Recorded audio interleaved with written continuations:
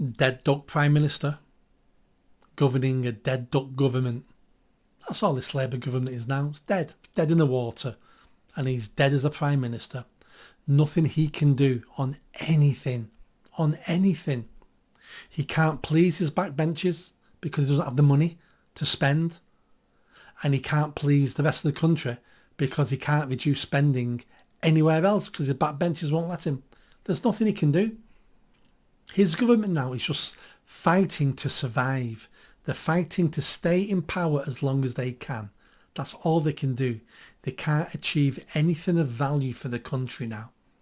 All they can do is achieve some value for themselves, which is, if I can stay in power another year or two, I can earn myself a couple of £100,000. That's all they're thinking now. And they're also thinking maybe a miracle will happen. Maybe a miracle. Maybe Russia will invade Poland and suddenly with a war government and everyone has to do as they're told. They're just hoping for something to save them. But the backbenchers are out of control. They're not scared of him.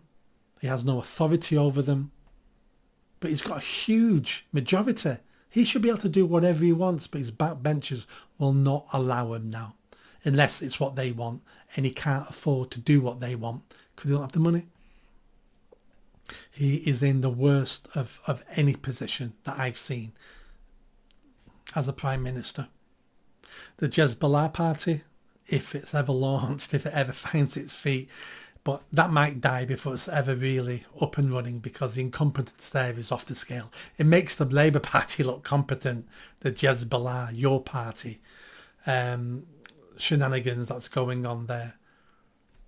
This dead duck Prime Minister can't do anything. And I can't see how he lasts much longer.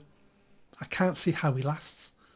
Andy Burnham is thinking about making a challenge, but he has to get to Parliament first, and that's not easy. There is no safe Labour seats anymore now. Reform have put an end to that. So has Andy Burnham got the cojones to make that jump, knowing he could lose? And if he loses the by-election, he's a laughing stock. That's the end of his career. But Andy Burnham, on the face of it, would look like a better Prime Minister. But not policy-wise. He's just as mental as the rest of them.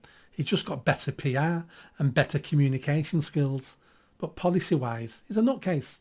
None of it will work. So I'm not sure where this government goes.